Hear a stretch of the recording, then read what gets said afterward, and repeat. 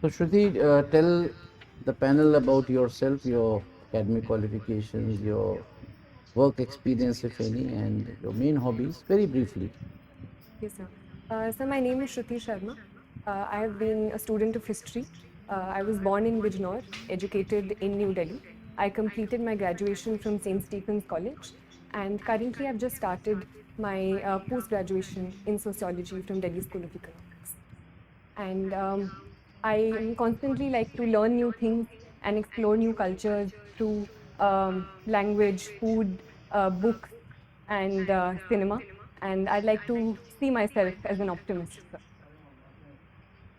So, So, Shruti, uh, you are a graduate, and you have done MA also in sociology, I've just Delhi School of started Economics. Sorry, I've just started my you MA. have started. Oh, you have started this.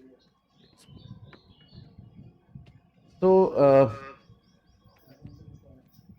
with the Stephens, in your background, and with the Delhi School of Economics, both are so internationally known institutions.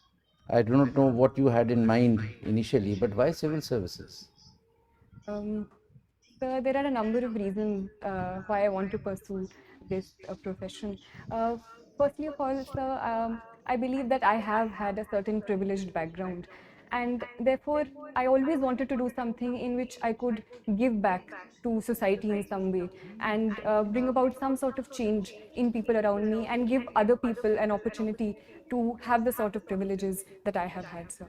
Secondly, I believe, sir, that on a personal level, I believe the diversity and the scope that these services provide can be an avenue for great personal growth and an avenue for learning a lot, which it would provide me, sir. Okay. So, Shruti, you are from Delhi. Now, how the safety of women, the perception about safety of women, has changed over the last, say, about 10 years, ever since Nirbhaya happened? Um, yes, sir. So the Nirbhaya incident was a turning point in terms of the global discussion that happened around Delhi regarding women's safety. So, in a sense, it was the turning point, and a very bad incident set the precedent for a lot of good steps that were taken post that time period. So, a number of steps have been taken since that time period by the union government and the Delhi government in that regard, ranging from the Nirbhaya Fund to certain steps by the Delhi government to increase CCTV coverage and reduce dark spaces, to also increasing scope for better mobility for women, be it in the space of women marshals in the buses at that point. So I think a certain progress has taken since that time period. Shruti, have you heard of matter going on, Hindu minority status? Uh, yes, sir. So I just recently What is read the in the issue? news. If you can just throw some light. So, in the limited knowledge that I have currently, sir, about the topic, it is about the authority of the state versus the center in deciding the status of minorities with respect to religion. So there have been certain cases, as far as I recall, sir, such as the TMA Pi case, which talked about whether the minority status can be decided on a state level in terms of religious minorities, or it can only be decided in terms of the central government. So I think that is the issue. No, but this is primarily related to Hindus being given minority status in those states where they are in minority. Presently, even if suppose in the case of say Punjab or Yes. JNK, right, Yes. where Hindus are in minority, but the actual minority status is given to those who are in majority.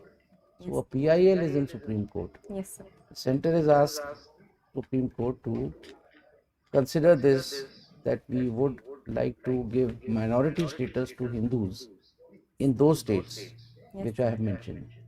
Now, since I have already given you an idea, what are your views about it? Um, so, The Constitution of India does protect the status of minorities in India as a whole. And so I believe if for certain purposes and for certain positive reasons, the Supreme Court does decide to give minority status in a particular state to reduce atrocities against certain sections within the state, it can be a positive move.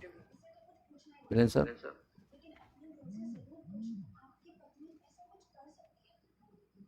Question, I'll take it on. You see, the Supreme Court does it. Supreme Court in no way is in a position to stop atrocities.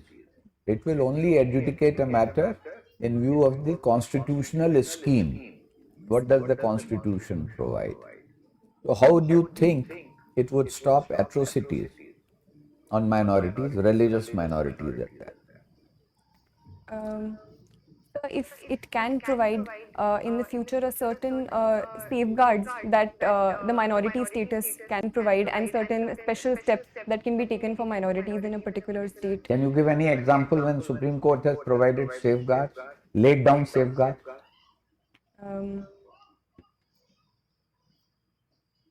You heard of Vishakha's case? Yes. Okay. Now you've been a student of history. Yes, sir. Who do you think, whom would you rate as a foremost historian of the later Mughals period?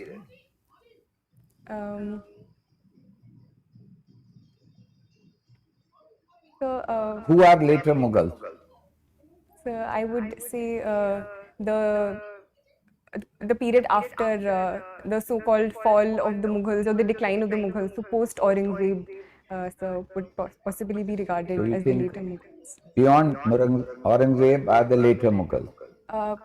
Yes, sir. So which are not considered so high and mighty in the course of their achievements. Okay. Recently, there has been a talk. Certain people feel that there is a need to review and rewrite India's history. What is your take on that? So I personally believe that the writing and rewriting of history has been a continuous part and parcel of history since time and forever.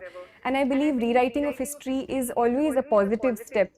But at the same time, I believe this rewriting should be based on certain facts that history recognizes and the range of sources that history as a discipline recognizes.